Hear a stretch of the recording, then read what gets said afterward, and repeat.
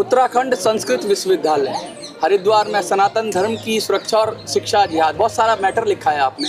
असल में क्या हुआ उत्तराखंड के अंदर, क्योंकि उत्तराखंड में तो अभी बहुत सारी ऐसी बातें हो रही है, यूसीसी आया है पहली बार, धर्म की बहुत बात हो रही है, बीजेपी सरकार है, तो ऐसा क्या हो रहा है जो ऐसे संस्कृत विश्वविद्यालय के अंदर जिसके लिए आप जंतर मंतर पे आपको आना पड़ा? पहले आपका परिचय, आपकी संस्था का नाम और विस्तार से बात करें। मैं सनातनी क्रांतिवीर सेना राष्ट्रीय अध्यक्ष रामवीर सिंह। मैं सिर्फ यहाँ पे धर्म की ही बात करूँगा, मैं सत्ता ये राजनीति की बातें मैं नहीं करूँगा, क्योंकि मैं एक धर्म योद्धा हूँ, अपने सनातन धर्म से प्यार करता हूँ और मेरा परम कर्तव्य है कि मैं अपने सनातन धर्म के लिए कुछ करूँ और जीवन का उद्देश्य यही है कि कुछ करके जाऊँ। तो कोई राजनीति या कोई ऐसी चीज़ अपने अंदर नहीं है, अपना सीधा सीधा लक्ष्य है। हम किसी को कुछ नहीं कहेंगे, ना हमें किसी से कोई प्रॉब्लम है। अगर कोई हमारे साथ में या हमारी सनातन संस्कृति के साथ में, सनातन धर्म के साथ में कोई गलत व्यवहार करेगा, दुर्व्यवहार करेगा, तो हम उसको बख्शेंगे नहीं। हमसे जो भी होगा हम करने का प्रयास करेंगे। क्या क्या समस्याएं आ रही हैं, क्या दुर्व्यवहार हो रहा है उत्तराखंड संस्कृत विश्वविद्यालय में जो आप यहाँ आना पड़ गया? 1971 के अंदर एक सांस्कृतिक विश्वविद्यालय का निर्माण हुआ था हरिद्वार भादराबाद के अंदर। तो वहाँ पे जब उसका निर्माण हुआ तो उसका एक संविधान बना था और उस संविधान का उद्देश्य ये था बनाने का कि इसके अंदर सनातन धर्म के पौराणिक इतिहास और हमारे जो वीर महान क्रांतिकारी है उनकी जीवनी का ही अध्ययन किया जाएगा। लेकिन वहाँ से चलते चलते वहाँ पे कुछ सालों बाद, मतलब अब तक सन 2015 तक वो ठीक चला है। उसके बाद में क्या हुआ कि वहाँ के वाइस चांसलर चेंज होते हैं और जो चेंज हुए हैं उनका नाम है दिनेश चंद्र शास्त्री ने आने के बाद में क्या किया कि उनके पास वीसी के पास में एक अथॉरिटी, एक पावर होती है कि वो जो संविधान है उसके अंदर अपनी तरफ से अमेंडमेंट कर सकता है। तो उन्होंने क्या किया कि वहाँ से पौराणिक इतिहास हटा के वहाँ पे शिक्षा ऑप्शन उन्होंने डाल दिया, मतलब छेड़छाड़ कर दी पूरे। हाँ, पूरी छेड़छाड़ कर दी है। और छेड़छाड़ करने के बाद में उन्होंने पे वहाँ पे ना तो कोई क्रिश्चियन वहाँ पे एडमिशन लेने आया, ना वहाँ पे कोई मुस्लिम छात्र एडमिशन लेने आया, उसने खुद बुला के एडमिशन किया वहाँ पे। अब एडमिशन तो उन्होंने कर दिया, एडमिशन करने के बाद में पहले 1-2 बच्चों का कराया, फिर बढ़ाते बढ़ाते उन्होंने अब वहाँ पे 30 लड़की कर दी है मुस्लिम और 5 उन्होंने मुस्लिम लड़के कर दिए हैं। तो वो भी संस्कृत सीख रहे हैं क्या? नहीं, संस्कृत नहीं सीख रहे जी। मैं बताऊंगा उसके पीछे क्या उद्देश्य होता है। अगर संस्कृति पढ़नी होती इनको, फिर सनातन धर्म क्यों छोड़ते? ये संस्कृति पढ़ ले, फिर उर्दू पढ़ने की क्या जरूरत पड़ी थी इनको? तो अब वहाँ पे उद्देश्य क्या है उनका? हमारी सनातन संस्कृति को ध्वस्त किया जा रहा है, क्योंकि दिनेश चंद्र शास्त्री जो है वो खुद एक कम्युनिस्ट टाइप का बंदा है और उसने वहाँ पे, अगर कोई भी हिंदू बच्चा होता है, आप एडमिशन लेने जाओगे, आप सनातन धर्म में आपने जन्म लिया है, आपने चुटिया रखी है, आपने जनेऊ पहनी है, आपने भगवा वस्त्र पहने हैं, वो हमारे वहाँ पे भगवा वस्त्र भी उतार देंगे, हमारी वो चुटिया भी कटवा देंगे, हमारी वो जनेऊ भी उतरवा देंगे। आप दूसरी तरफ आपको हिजाब की परमिशन दे रहे हो, आप जहाँ पे हमारे वेद शास्त्रों का पहचान पे संकट आ गया है क्या? पहचान के जो प्रतीक हैं वही मिटा दिए जा रहे हैं? संकट तो सनातन धर्म पे है, जहाँ पे हमारे वेद शास्त्रों का अध्ययन होता है वहीं पे आपने नमाज पढ़ने की परमिशन दे दी है। क्यों भाई? आप इस देश के दिनेश चंद्र शास्त्री या कोई भी इस देश के अंदर, या मैं भी हूँ, हम इस देश के भाग्य विधाता नहीं है। इस देश का भाग्य विधाता वो परमपिता परमात्मा है। और जो हमारे पूर्वजों ने सनातन धर्म के लिए बलिदान दिए हैं, उस बलिदान को हम व्यर्थ नहीं जाने देंगे। ये तो अब आज एक छोटा सा आंदोलन है, ये तो शुरुआत है जंग की। आगे आगे इससे तो बहुत बड़ी बड़ी चीज़ें होएगी।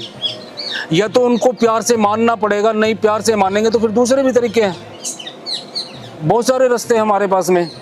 लेकिन सनातन धर्म के लिए अब वहाँ पे सीधा सीधा हिंदू जो बच्ची है उनको धमकी दी जाती है, हम मुस्लिम हैं, हमें लड़ना भी आता है। अरे तुम्हें लड़ना आता तो तुम हिंदू धर्म छोड़ के मुस्लिम नहीं बनते, तुम्हें लड़ना ही नहीं आया। जिसको जान प्यारी थी वो मुसलमान हो गए और जिसको आन प्यारी थी वो कुर्बान हो गए। और कहते हैं कि हम डरते नहीं हैं। डर तो तुम्हारी रगों में भरा हुआ है, और आप डरते या नहीं डरते हमें उस चीज़ से कोई मतलब नहीं है। हमें किसी चीज से कोई मतलब नहीं है। किसी का अगर विरोध नहीं है आपका मतलब? विरोध भी है, अगर आप हमारे साथ में इंटरफेयर करेंगे तो। मतलब आपके मामलों में दखलंदाजी नहीं होनी चाहिए। हम आज तक किसी मदरसे में गए, आप उर्दू क्यों पढ़ रहे हैं, आप कुरान क्यों पढ़ा रहे हैं या कुछ भी कर रहे हैं, हमें कोई मतलब नहीं है। आप अपनी शिक्षा ग्रहण करिए, आप करें, लेकिन आप हमारे बीच में भी तो इंटरफेयर नहीं कर सकते हैं ना, और ना ही हम करने देंगे। तो हमारा उद्देश्य सीधा सीधा भारत सरकार, उत्तराखंड सरकार से यही विनती है कि आप उस इंसान को वहाँ से बाहर निकालिए। अजय परमार, दिनेश शास्त्री, ये 2 बंदे हैं। और जो बच्चे वहाँ पे सन 2023 में भाई साहब वहाँ पे कम से कम 50 बच्चों ने आत्महत्या करने का प्रयास किया गया था, और आज भी जो बच्चा वहाँ पे सनातन धर्म के लिए आवाज़ उठाता है, वो उनके परिवार वालों को धमकी देते हैं कि तुम्हारा बच्चा ऐसे कर रहे हैं। पुलिस प्रशासन का वो दबाव डलवाते हैं, गुंडागर्दी करते हैं वहाँ पे। तो ये कौन सी शिक्षा दे रहे हैं आप? जो आपने कहा शिक्षा का उपसर्ग जोड़ा गया, कोई शब्द आपने इस्तेमाल किया, हाँ। तो उसमें क्या है, ऐसा क्या है जो आपको मतलब आपको सही नहीं लग रहा? क्योंकि पहले जो इतिहास था उसके अंदर नया जो उन्होंने जोड़ा, अमेंडमेंट किया, हाँ। तो उसमें ऐसी क्या चीजें आ गई जो कि नाकाबिले बर्दाश्त या कहेंगे जिसको बिल्कुल बर्दाश्त करने योग्य नहीं है? जिस उद्देश्यों को लेके उस विश्वविद्यालय का निर्माण हुआ था, वो निर्माण इस करके हुआ था कि यहाँ पे पौराणिक इतिहास पढ़ाए जाएंगे। आपने शिक्षा अमेंडमेंट उसके अंदर कर दिया है, धर्म की शिक्षा मिलेगी क्या? हाँ, धर्म की शिक्षा मिलेगी। अब वहाँ पे जो मुस्लिम छात्र है, वो स्पष्ट रूप से ये कहते हैं कि हमें हमारा मुगलिया इतिहास पढ़ना है, हमें तुम्हारे इससे कोई मतलब नहीं है। अच्छा। जब आपको मुगलिया इतिहास पढ़ना है तो अपने घर पे बैठ के पढ़िए, बहुत सारे स्कूल है वहाँ पे पढ़िए, मदरसे में पढ़िए। हाँ, आपको संस्कृति विश्वविद्यालय के अंदर ही बैठ के क्यों पढ़ना है? और आप एक बात देखिए ना, उनको वहाँ पे स्पेशल हिजाब की परमिशन दे रहे हैं। हमारा कोई बच्चा वहाँ पे जाता है, दाढ़ी कटवा देंगे, आप उनकी जनेऊ उतरवा देंगे, उनकी चुटियाँ कटवा देंगे, तो कौन सा तरीका है ये? आप उसके अंदर ही नमाज पढ़वा रहे हैं। अरे सांस्कृतिक विश्वविद्यालय के अंदर नमाज पढ़वाने का क्या मतलब है भाई? तो ये सब क्या सेकुलर होने के नाम पे किया जा रहा है, जबरदस्ती की जा रही है? मैं तो सीधा बोलता हूँ जी, मुझे किसी का कोई डर नहीं, मैं उस परमपिता परमात्मा से डरता हूँ। ऐसे लोग ना, तो मैंने अपने जीवन में कानून का रास्ता इस्तेमाल, कानून कुछ नहीं है इस देश के अंदर। जिसके पास पैसा है उसका कानून है, जो सत्ता में बैठा है उसका कानून है। तो ये जबरदस्ती हो रही है क्या धार्मिक मामलों में? ये सब मिली जुली मतलब ये चलता है, ये अपना। किसी सरकार का कोई लेना देना नहीं है, सारी सरकारें ऐसे ही कर रही है क्या? सरकार, अब एक बात देखो ना, मैंने आज से पहले उत्तराखंड सरकार को ज्ञापन दिया है। एसपी को दिया, डीसी को दिया, कमिश्नर को दिया, शिक्षा सचिव को दिया, शिक्षा मंत्री को दिया, सीएम धामी को दिया, मैंने एनआईए को लेटर दिया, मैंने आदरणीय प्रधानमंत्री जी को दिया। तो आज तक वो संज्ञान में लेके आगे उन्होंने कार्रवाई क्यों नहीं की है? विश्वविद्यालय से आपका जुड़ाव कैसे है? क्या आप शिक्षक हैं? क्या किस तरह से आपका नहीं, मेरा जुड़ाव तो मेरे सनातन धर्म से है। मेरे एक मित्र है वहाँ पे, पुनीत कंसल जी एडवोकेट है, डिस्ट्रिक्ट कोर्ट हरिद्वार में। अच्छा। उन्होंने मुझे बताया कि रामवीर जी ऐसे ऐसे करके यहाँ पे हो रहा है और आप थोड़ा मेरे साथ में चलिए और इन मुद्दों को आप उठाइए। तो मैं वहाँ पे करीब महीना भर मैं हरिद्वार में रह के आया और हमने सभी को ज्ञापन दिए। और ज्ञापन देने के बाद में जब कोई समाधान नहीं निकला, फिर हमें यहाँ पे जंतर मंतर पे आना पड़ा है। सनातनी क्रांतिवीर सेना, जैसे से नाम से ही क्रांति झलकती है आपके से, आज भी जंतर मंतर पे आप आए हैं। आगे की योजना क्या है, कैसे इसको आगे बढ़ाएंगे और कैसे, क्योंकि आप किसी का हक नहीं ले रहे हैं, लेकिन आपका जो क्रियाकलाप है या जो आप जो कर रहे हैं, जो आपकी पद्धति चली आ रही है, उसमें इंटरफेयर हो रहा है, तो उसके लिए आप क्या करेंगे? क्योंकि बहुत सारे कानून ऐसे होते हैं जो प्रोटेक्शन देते हैं अल्पसंख्यकों को उनकी चीज़ें करने के लिए। तो क्या लगता है ऐसे कानून की ज़रूरत है जो बहुसंख्यकों को भी उनकी रीति रिवाज मनाने की, अपनी तरह से पूजा पद्धति करने की छूट दे? ऐसा कुछ कानून चाहिए क्या? क्या पाकिस्तान में छूट है? आप यहाँ पे एक बच्चा पैदा करने के 5 से 6 हज़ार रुपये देते हैं, पाकिस्तान में जूते लगते हैं। ना तो किसी आदमी को कोई पावर अथॉरिटी है, ना किसी औरत को अथॉरिटी है। कुछ साल पहले देखा था गजनी से अफगानिस्तान से, वहाँ के राष्ट्रपति मोहम्मद गनी भागे थे। क्यों भागे थे? क्योंकि हाँ, अभी कुछ दिन पहले अपने बांग्लादेश में देखा है, वहाँ की जो प्रधानमंत्री थी वो भागी थी। हाँ, श्रीलंका में भी हुआ, श्रीलंका में भी हुआ है। मेरा तो सीधा संदेश है, भारत भूमि का 1 इंच भी नहीं जाने देंगे। जो जा चुका है उसको भी वापस लेने का प्रयास करेंगे। अखंड भारत बनाएंगे। अखंड भारत, मैं कह रहा हूँ ईरान की सीमा से लेके थाईलैंड तक का जाएंगे। सीधी सी बात अपनी है, यहाँ किसी का डर नहीं है, ना किसी के बाप के गुलाम है। आज़ाद है, आज़ाद रहेंगे, आज़ाद मरेंगे, बात खत्म है। कौन कौन से संगठनों ने आपको सपोर्ट दिया है? सब देखो, मैं 80-90-100 करोड़ परिवार है हिंदू के, मैं अपने आप को हर परिवार का हिस्सा मानता हूँ, वो मेरे अपने हैं। और सारे संगठन मेरे अपने हैं, सारे मेरे अपने भाई है, कोई दुश्मन थोड़ा ना है मेरे। वो साथ आए ना आए उसका वो एक अलग महत्व होता है, लेकिन भाई मेरे छोटे भाई है या मेरे बड़े भाई है तो मेरा फर्ज है, मैं सबके लिए काम कर रहा हूँ। तो जो आपका जो भी आंदोलन होगा, जो भी महायज्ञ आपने लिखा है, क्या ये सारे भारतीय संविधान कानून के दायरे में करेंगे या फिर कुछ अलग? अगर संविधान और कानून, हाँ। मैं देखो आपने संविधान की बात की है, मुझे संविधान चाहिए भीमराव अंबेडकर का, जो अमेंडमेंट की है संविधान के अंदर कांग्रेस ने, मुझे वो संविधान नहीं चाहिए। जो शब्द जोड़े गए हैं, आप कह रहे हो सेकुलरिज्म का जो शब्द हाँ। आ गया, वो सोशलिस्ट और सेकुलरिज्म कांग्रेस के अंदर जो ये बक्का बोर्ड है वो नहीं था। हाँ, वक्फ बोर्ड, हाँ वक्फ बोर्ड वो नहीं था। अमेंडमेंट बिल आ रहा है। हाँ हाँ, ये भाई साहब पता है क्या, देखो ये तो संविधान को तो एक रखेल बना दिया है, संविधान को एक रखेल बना दिया है राजनीतिक पार्टियों ने।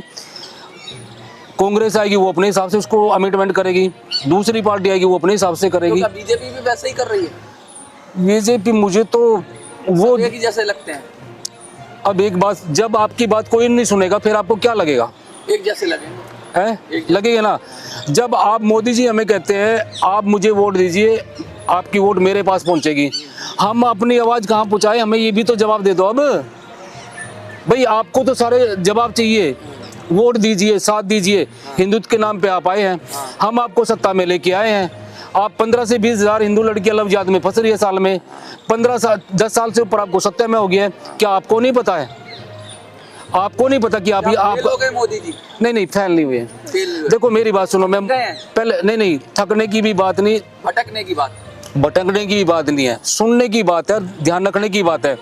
57 देश के लोग मुसलमान अपने आप को एक मानते हैं, तो मोदी जी मेरे सनातन धर्म से, वो मेरे अपने हैं।